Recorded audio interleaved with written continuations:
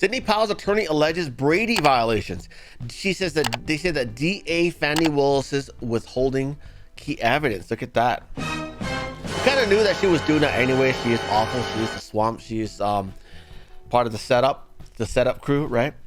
But yes, on a relentless scrutiny from the Mockingbird media regarding the Coffee County breach of election machines after the 2020 and Senate runoff, it was a chilling lesson in narrative control. Dubious looking still frame photos of two individuals separately and very publicly walking into Coffee County Selections office.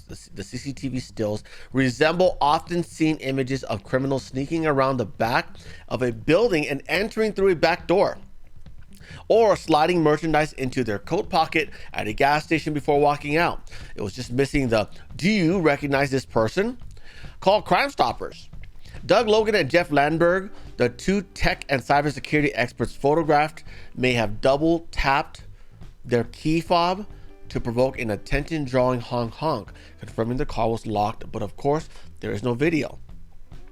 Only still frames complete with the breachers carrying snacks, energy drinks, and smiling at someone at the door holding it open.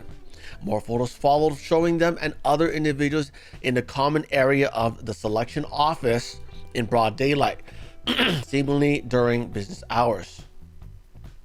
However, a big part of that story was ignored. They were invited by the individual with lawful authority to do so, the selection supervisor. In September 2022, I asked voting integrity activist Marilyn Marks of the long-running, oft-cited Curling versus Raffensperger case what the basis of her stolen claim was on Twitter, and if she could reference a specific statute that was violated. The original September 17 tweet pictured below. There it is. GA's V system has been stolen and it's in the hands of many unknown actors. State officials be like, and they're doing a shrug emoji. It seems that is something one should look up before making potentially defamatory accusations using words like stolen, while referencing rule doesn't mention specifics regarding tampering with machines. There is neither known evidence nor accusations that either Lenberg or Logan accessed the system without the supervision of Misty Hampton, the county's selection supervisor. The SCB rule does not explicitly forbid access. It only states that the system shall be locked when not directly under the supervision of selection superintendent.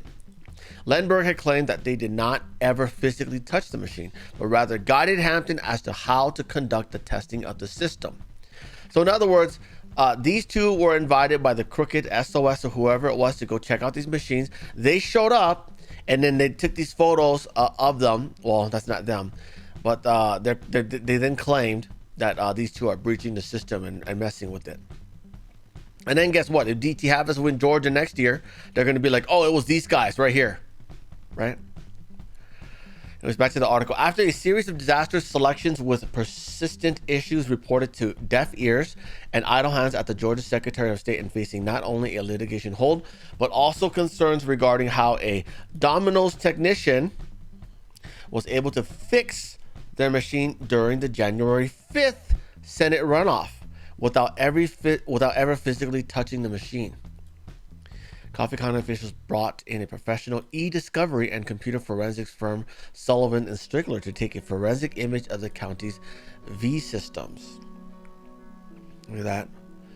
DA Fannie Willis's Brady violation. In addition to the litigation hold, which is a legal obligation to preserve evidence, attorneys claimed during their hearing that they believe there is evidence suggesting that making a forensic image of the machine was authorized. An attorney representing Sidney Powell, who has also been indicted in the DT RICO case brought by Fannie Willis, argued before the court last week Willis's office has not complied with a very, very pointed Brady request. Wow. So she running the cover up, and then they're just going to be like, oh, we're going to go on the trial guilty. Bam.